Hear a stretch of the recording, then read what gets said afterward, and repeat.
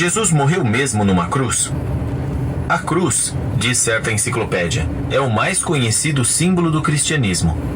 Muitas pinturas religiosas e obras de arte mostram Jesus pregado numa cruz.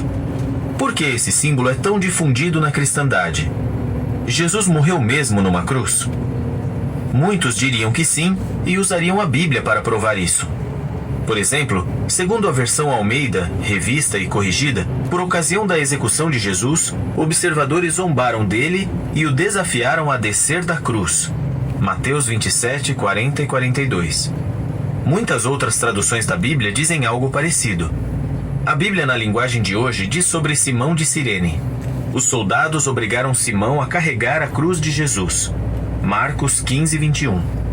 Nesses versículos, a palavra cruz é a tradução da palavra grega stauros. Existe base sólida para essa tradução? Qual o significado original dessa palavra? O que é uma cruz? Segundo o especialista em grego W. E. Vine, stauros denota primariamente um poste ou uma estaca vertical. Nesses pregavam-se os malfeitores para serem executados. O sentido original, tanto do substantivo como do verbo stauro, prender a uma estaca ou poste, difere do conceito eclesiástico de uma cruz de 2 vigas. O Dicionário Bíblico Imperial, em inglês, diz que a palavra stauros significava apropriadamente uma estaca, um poste reto ou um madeiro, em que algo podia ser pendurado ou que poderia ser usado para cercar com estacas um pedaço de terreno. O dicionário continua.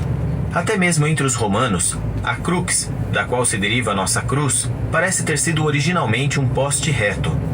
Assim, não é de surpreender que a Enciclopédia Católica, em inglês, diga: de qualquer forma, é certo que a cruz originalmente consistia em um simples poste vertical, afiado na extremidade superior. A outra palavra grega, xilon, que os escritores bíblicos usaram para descrever um instrumento da execução de Jesus. A obra Léxico Crítico e Concordância do Novo Testamento em inglês e grego, em inglês, define xilon como pedaço de um tronco, uma estaca de madeira. E acrescenta que, assim como stauros, xilon era simplesmente um poste ou uma estaca vertical, onde os romanos pregavam os que haviam sido condenados a ser crucificados. Em harmonia com isso, é interessante notar que a versão Rei Jaime, em inglês, diz em Atos 5:30: o Deus de nossos pais ressuscitou a Jesus, a quem vós matastes e pendurastes numa árvore, xilon.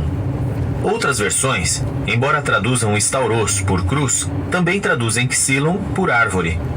Em Atos 13:29, a Bíblia de Jerusalém diz sobre Jesus: quando cumpriram tudo o que estava escrito a seu respeito, desceram-no do madeiro, xilon, e o colocaram no túmulo. Em vista do significado básico das palavras gregas stauros e xilon, o Léxico Crítico e Concordância, já citado, observa: as duas palavras não combinam com o conceito atual de cruz, com a qual nós nos familiarizamos por meio de gravuras. Em outras palavras, o que os escritores dos evangelhos descreveram usando a palavra stauros não era nada parecido com o que as pessoas chamam hoje de cruz. Portanto, é apropriado que a tradução do Novo Mundo das Escrituras Sagradas use a expressão estaca de tortura em Mateus 27, 40 a 42 e em outros lugares onde aparece a palavra stauros. De modo similar, a Complete Jewish Bible usa a expressão estaca de execução. A origem da cruz. Se a Bíblia realmente não diz que Jesus foi executado numa cruz, então por que todas as igrejas, católicas, protestantes e ortodoxas, que afirmam ensinar e seguir a Bíblia, adornam seus edifícios com a cruz e a usam como símbolo de sua fé? Como a cruz se tornou um símbolo tão popular? A resposta é que a cruz não é venerada apenas por membros de religiões que afirmam seguir a Bíblia, mas ela também já era venerada por pessoas cuja adoração é de muito antes do surgimento das religiões cristãs. Várias obras de referência sobre religião reconhecem que cruzes de vários modelos e formatos já eram usadas muito antes de Cristo. Por exemplo, antigos hieróglifos e pinturas de deuses e deusas egípcios muitas vezes mostram uma cruz em forma de T com um círculo na parte de cima. É chamada de cruz ansada, ou em forma de alça, e acredita-se que seja um símbolo da vida. Com o tempo, esse formato de cruz foi adotado e usado extensivamente pela Igreja Cóptica e outras. De acordo com a Enciclopédia Católica, o formato primitivo da cruz parece ter sido o da chamada cruz gamada, crux gamata, mais conhecida pelos orientalistas e estudantes da arqueologia pré-histórica por suástica, seu nome sânscrito. Esse sinal era amplamente usado entre os hindus na Índia e os budistas em toda a Ásia, e ainda é visto em decorações e ornamentos nessas regiões. Não se sabe exatamente quando a cruz foi adotada como símbolo cristão.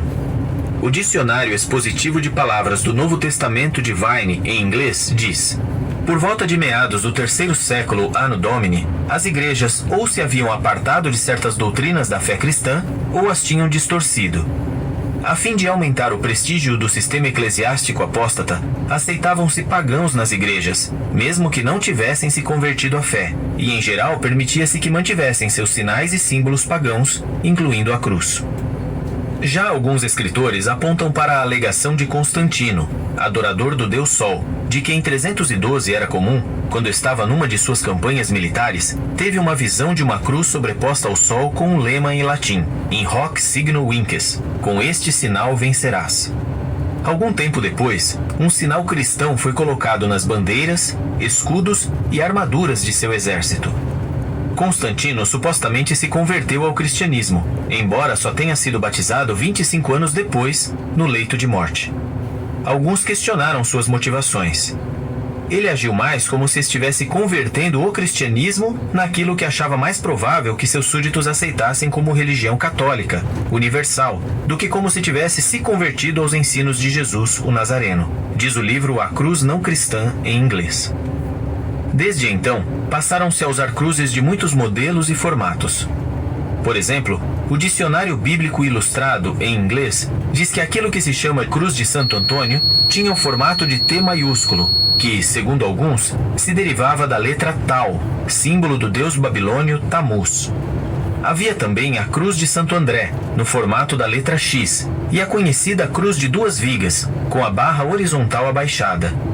Esse último tipo, chamado de cruz latina, é erroneamente considerado pela tradição o formato da cruz na qual Nosso Senhor morreu. Em que os cristãos do 1º século acreditavam? A Bíblia mostra que no 1º século muitos dos que ouviram Jesus se tornaram cristãos e aceitaram o valor resgatador de sua morte sacrificial. Depois que o apóstolo Paulo pregou aos judeus em Corinto, provando que Jesus era o Cristo, a Bíblia diz que Crispo, o presidente da sinagoga, tornou-se crente no Senhor, e assim também todos os de sua família.